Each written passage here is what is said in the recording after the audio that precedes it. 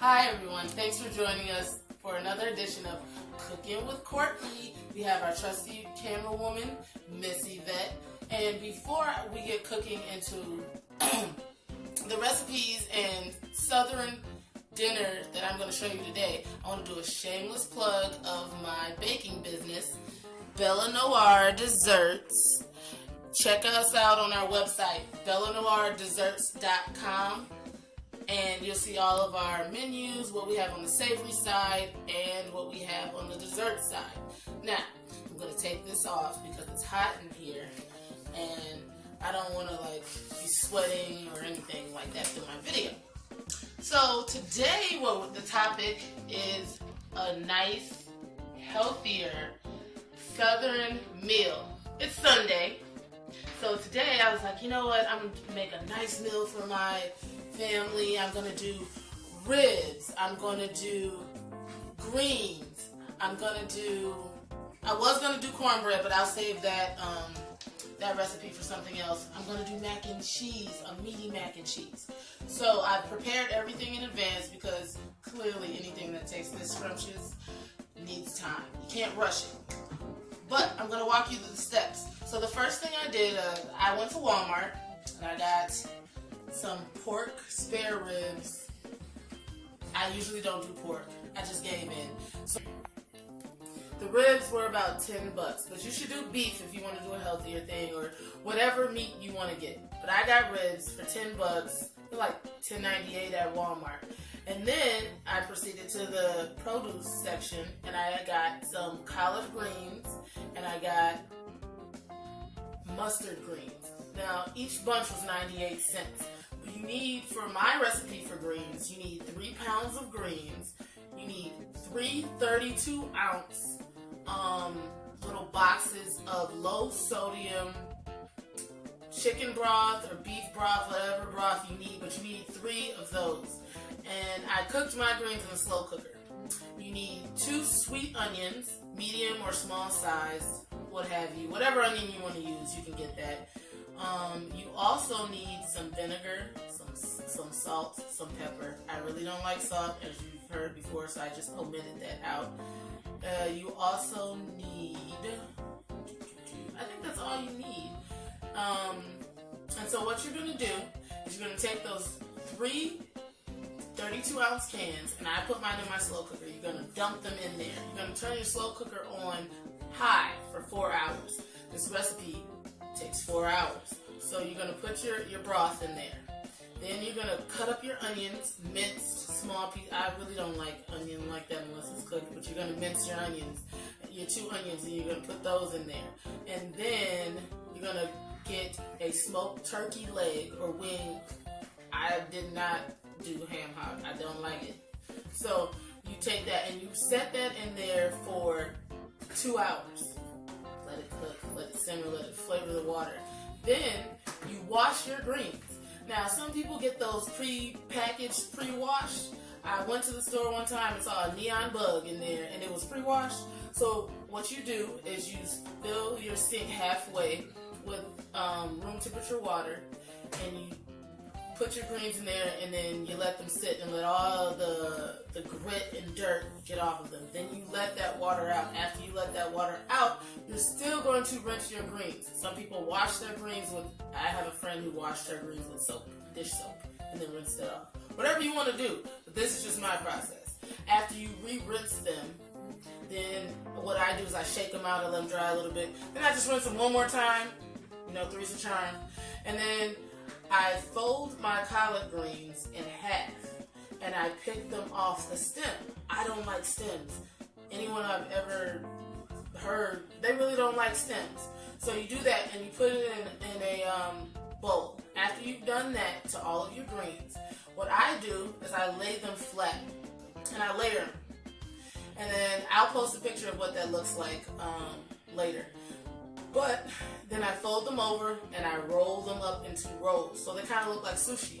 And then I cut about a half an inch, or not a half inch, that's too small, an inch in sections, and then I put them to the side. After your 2 hours in the pressure cooker, you're going to take your greens, you're going to put your greens in that pressure cooker. You're going to put a 1/3 cup of vinegar in that pressure cooker. You're going to put 3/4 teaspoon of pepper in there. You can put a 1/2 teaspoon of salt if you just must have salt. I took it out like I said before. And then I believe that's all that you put in there. Flavor your greens however you want. Add whatever else you think is going to make it taste great. You let that sit for the last 2 hours. Boom, your greens are done. Now we're going to move over to what I did for the ribs. I took them out, I washed them, and then I seasoned them. Now, usually I like to let it marinate and sit in the refrigerator. However, this time I didn't. So you see what I use red pepper, and just lightly. You're not trying to kill anybody. Red pepper. I use garlic powder. I use garlic pepper. I use dried rosemary, oregano, and basil. And then I took a little bit of olive oil and I just lightly, you don't want to see a lot of oil, just lightly drizzled it across the top. Then I got maybe a 1/4 cup of light brown sugar, and I patted it. Repeated the same process on the bottom. I wrapped it in foil, and I put it in my oven at 250. And then I turned it up to 300 20 minutes later. And then I unfolded the wrap, and I put it in my broiler for maybe 20 minutes until there's like a little bit of a black crunch from the sugar burning a little bit. But as far as to cooking, what I did, I know you can just do the foil, but if you want to, you can use your pan.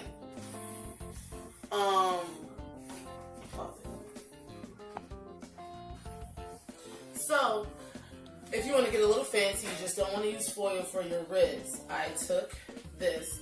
In a previous video, I told you I took it out of my microwave. So I took this, and I took a cooking pan, probably about this size, and I filled it halfway with water. And then I took some apple flavored wood and I let it sit in there. And then once I unwrapped my ribs from the foil, I placed my ribs on this rack, and then I put that in the broiler just to give it a little more flavor, a little more steam. So that's how you can do your ribs. Now, moving on to my favorite side, the mac and cheese, people. Who doesn't love mac and cheese? Okay, I love mac and cheese. So what you're gonna do, you can get whatever type of noodle you want, the cremate, the whatever. My personal preference is Barilla. They're like $1.25 wherever you go. So you get your elbow noodles. Now you can get your Barilla noodles. Now for political reasons, some people don't do Barilla. I've had to change to cremate or whatever. That's why I said it doesn't matter. Just get your noodles, whatever make you happy, and support what businesses support you. Let me get off my soapbox. Okay, so you get your noodles. You get a boiling pot of water. You put your dried, this time I did not season. Usually I season my water with dried and undried things, but I did dried herbs only. So I did my oregano, did basil, and rosemary, and some thyme, dried. I let it sit in that pot, and as soon as the pot starts to boil, that's when you put in whatever amount of noodles you want to cook into your pot. Now, don't forget to put in 2 tablespoons of butter, margarine, or olive oil in that pot. So you let that cook semi-al dente, because we're going to put these noodles in the oven, so you don't want mushy noodles. So when you taste it, it shouldn't be soft to eat yet, because we're going to finish cooking the noodles in the oven. It should have just a little firmness to it. I hate soggy, unfirm, nasty noodles. I just don't like it. So after you do that, then you get a pan. I will show you what pan I got, because this is just for a demo. I got a 6-inch pan. You can get whatever size, square, shape, whatever you have. And what I did is I took those noodles. Most people drain their noodles. You shouldn't drain your noodles. This is what you should do. What I do is I take the pot and I turn it and I let out the water. You're letting out the starch that you've cooked, and the flavor that you cooked is being poured out into the sink. So what I do is I pour as much water. I don't put it in a strainer. let me correct myself. I don't say I don't drain my noodles. You don't want that wateriness in your food either. But I pour out all of the water in my pot, and I use like a spoon that has holes so the rest of the water can get out. And then you take your noodles from there and you put a layer until you can't see the bottom of the pan. Then you take whatever cheese you like to use. I've become fond of the Velveeta shredded cheese. I do not like black government cheese. It gives me flashbacks. So I get the Velveeta in the bag. The shredded cheese. The Sharp, I think they have Sharp, but they're just cheddar. I got Jack, got mozzarella. Sometimes I use Parmesan, but those are my three main goes are the Velveeta shredded cheese, any type of brand pepper jack, and a sharp cheese and mozzarella. That was 4. So what you do is you sprinkle, your different layers, put a little bit of each, then you repeat that. Sometimes, depending on how I cooked my meal, my noodles, you don't want it to be unflavored, so I might sprinkle some pepper on it. And then you do that all the way to the top. And then you get out your butter or your margarine, and you cut slivers of butter, and you place it on top of the noodles. And then you take, what I did is I took breadcrumbs, like very fine milled breadcrumbs of Italian breadcrumbs.